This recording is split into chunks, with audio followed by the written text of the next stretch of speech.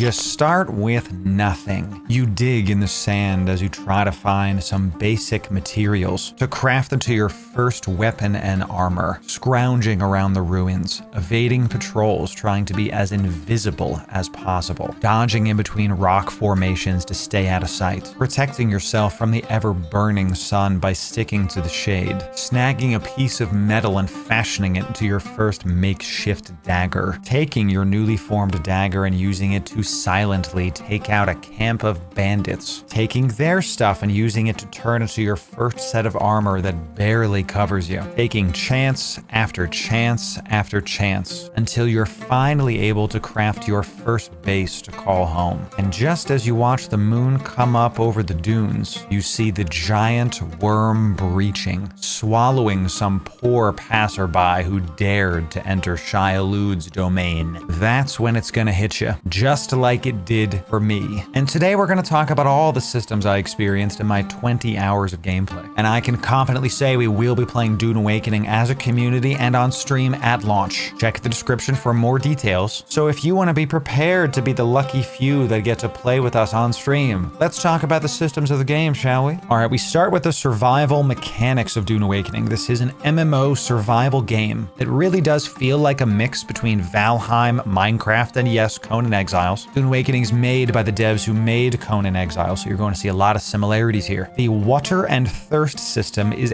ever present, and water is literally more precious than gold on Arrakis. At the very beginning, you really have to start small and collect water from these dew plants. Most of the water is on these plants at dawn, and there's no water on these plants throughout the day. The heat of the sun evaporates it. That alone is super hardcore, y'all. You actually have to pay attention to the day-night cycles. It's more than just, oh, the enemies spawn at certain times of day kind of thing. Now, you do get the ability to dilute water from other people's blood at some point. Yes, you are going to be going into camps of bandits, not just for their loot, but also for their precious water, as written. And at some point, you are going to be able to get a still suit. As you use water, the still suit is going to recycle that water back into it, and it becomes a slowly filling water bottle that you can sip from whenever you want to. If you ever seen those marathon runners, think those camel packs you can just kind of get a squeeze from. And even later, you're going to get a harvesting scythe that lets you extract water from those same water plants like Katara style Last Airbender. And to zoom out for a sec, this is really a core feature of all the systems in Dune Awakening. You're going to start small, doing very manual things that keep you in a certain area, and as you progress technologically and skill-wise, you're going to be able to branch out further and further without running out of water. Water really is the thing that dictates your entire gameplay in the Dune Awakening universe. Hats off to the devs. That's super cool. It really is in-universe, and is honestly a fun system to manage. Let's talk about the environmentals in Dune Awakening, because there are sandstorms and the burning sun as well. The sun is going to drain your water faster if you're in the heat too long. This means if it's during the day, you really have to practice sticking to the shadows, and you're very aware of where the sun is at all times. For example, if there's a point of interest above me, I found myself going, you know what, I'm going to come back here at night because that's pretty high. I want to climb up there. With the sun, I'm going to drain a bunch of water. It's going to cost me a lot of time. There's also sandstorms that are going to trap you in place, and if you get caught, they will do damage to you and kill you if you're out in the open. So if you're exploring and you hear your HUD say sandstorm warning, boy, you better take cover fast. Sandstorms also do more damage to vehicles. We're going to talk about those in just a sec. These are no joke. Arrakis is really unforgiving with this kind of stuff. And I like the difficulty curve here, because once you learn how to manage these systems, the game is a survival game after all, time to learn how to survive. And finally, you do have the sandworms. When I tell you the first time I saw one of these worms breach the sand and come after me, I had a visceral fear reaction, one of those like, oh, moments. I haven't had one of those since I played horror games back in the day. So again, hats off to the devs for making me afraid of something in a video game. And it's funny because at some point I did get comfortable with the worm. I was like, oh, I can outrun it. I have my Sandbike, until I went a little bit too far out in the sand. And the one death I had playing the creator preview was to a worm. It ate me, took all my stuff. And this is a really important point here. If you die in Dune Awakening, you leave your stuff on your body, just like you do in a Dark Souls or in a Valheim, similar situation. But if the worm eats you, all your stuff is gone, digested in the belly of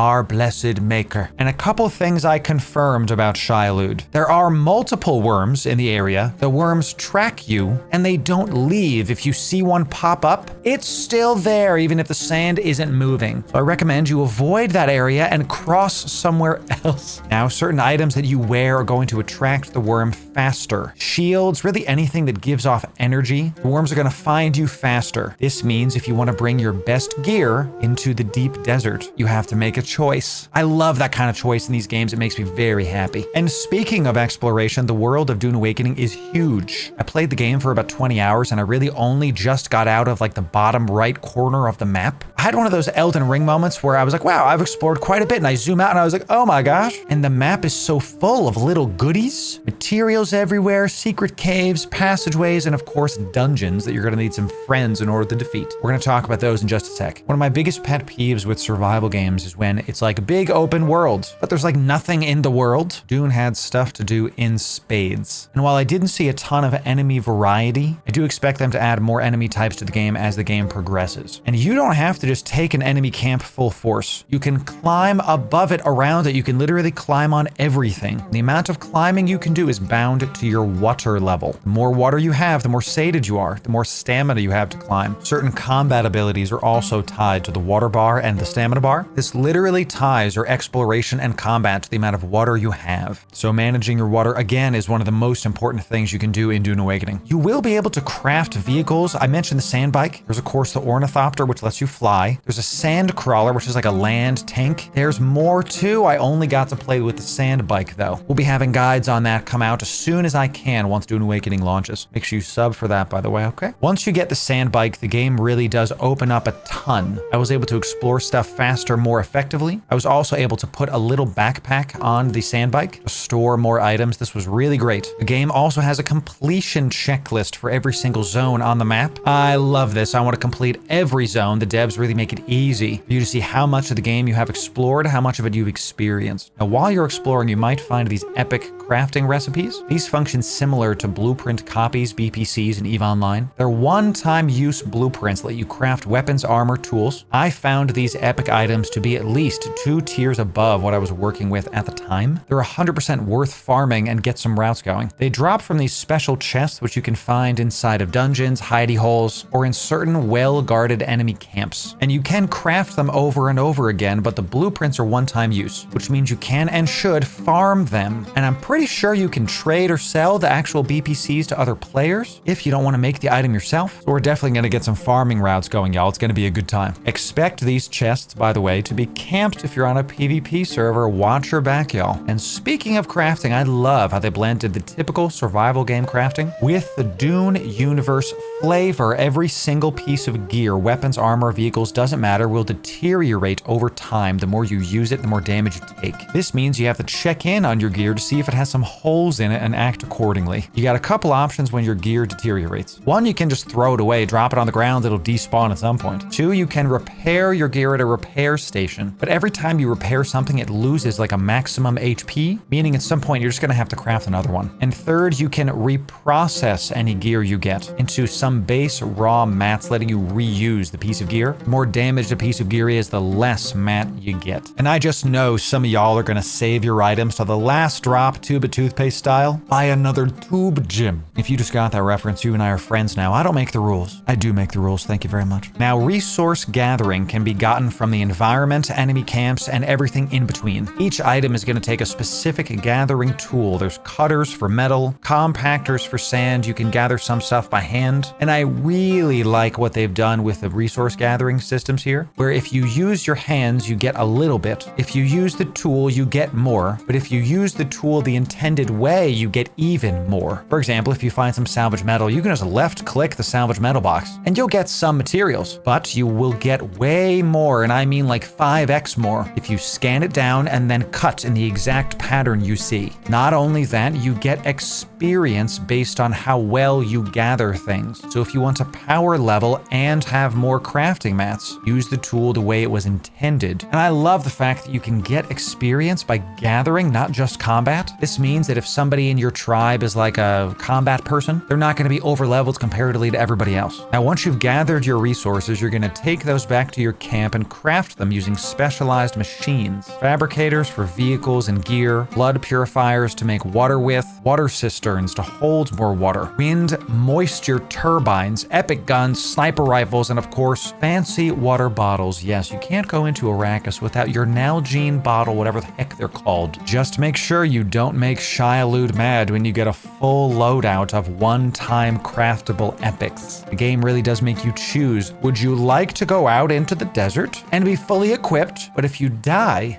good luck getting your stuff back, you know? Resource management is crucial for both survival and progression. All right, let's talk combat, y'all. This was my biggest thing to look at in this preview. We were very harsh on the melee combat in our check-ins on the trailers and things. And I can tell you that the melee combat is okay. In melee, there's multiple weapons, knives, swords, the like, and each weapon has a distinct move set and reach. For example, daggers were very fast, but couldn't reach very far. Swords had a longer reach and were sweeping strikes on their movesets, letting you AoE some people down, albeit doing less DPS than the daggers. Each weapon I found had 3 movesets: light attack, heavy attack, and running attacks. I'd like some more moves to be added over time, post dodge, jumping attacks, this kind of stuff. There's also a parry, but it's pretty basic. You just wait for the enemy to start attacking you, click parry, and then slow attack them. Yes, the slow knife does pierce the shields. You are going to be facing shielded enemies that you must use a slow, heavy attack on. I'm hoping they improve the melee over time, but it was still enjoyable. Just like there's different kind of melee weapons, there's different kind of ranged weapons as well. Guns, rifles, shotguns, SMGs. I tried one of each of those. Once I got my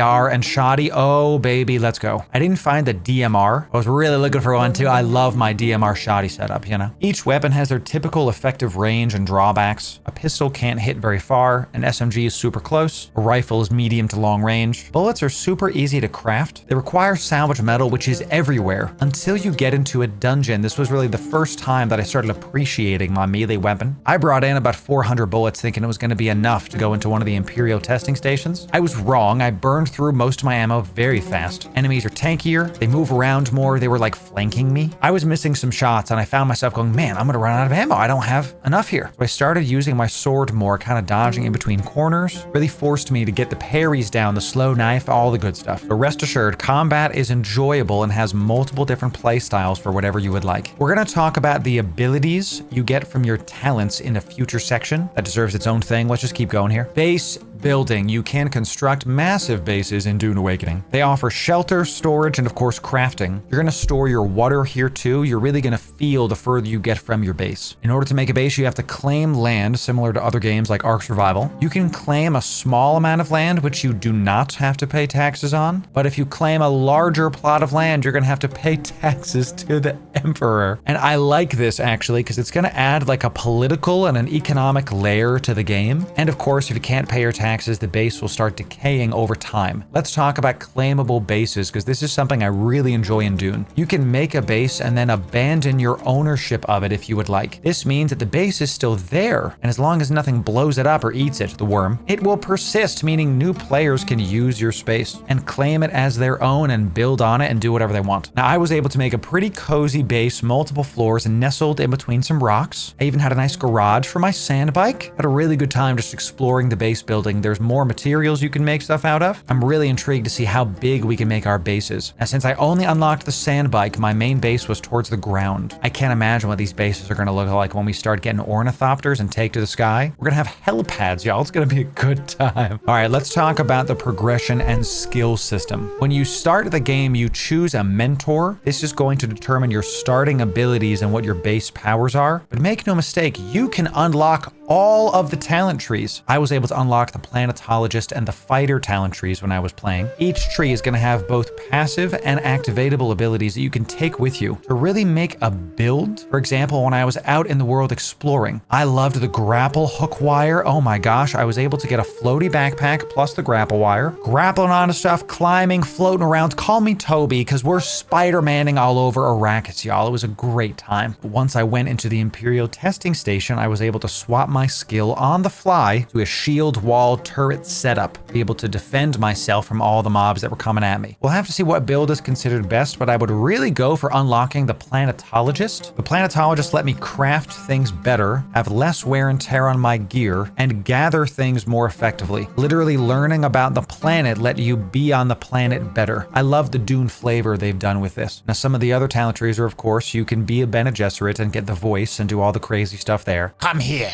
I can't wait to join Discord servers where some of y'all are like, farm metal, craft water bottle. Y'all gonna go crazy with it, I know. You can be a fighter, which is like your ranged, typical soldier, think like Stormtrooper. You can be a blade master, which specializes in swords and knives. I picked the Mentat to start. Your boy likes to be smart. I got access to a poison grenade, a nice turret, a deployable shield wall, and some really interesting talent trees, like one that increases my headshot damage but decreases my body shot damage. Really high risk, high reward gameplay there. I love it. We'll talk more about builds and min-maxing when the game launches. Definitely sub for that. Let's talk factions and politics. Of course, there's two main factions, House Atreides and House Harkonnen. Many quests and journeys, as they call them, are bound to those two houses, and the more you do quests for House Atreides, the more they like you, and vice versa for House Harkonnen. We'll have to see how much of a role this plays at launch, because in the creator beta we were limited on some features. We'll see how this affects the end game as well, because what information we do know about the end game is that guilds can declare themselves to certain Landsrad states. Their choices are quite literally going to affect the state of the server that you play on. Y'all, I'm super stoked for Dune Awakening, so if any of this sounds good to you, definitely check the link in the description, get the game, and play with us at launch. We're going to be streaming it right here on YouTube and Twitch, so make sure you sub for more. We're going to have a ton of Dune Awakening guides. We're going to put the Dune Awakening playlist right here for you. Bookmark it, come back. We'll see ya in the next video, y'all. Thanks very, very much.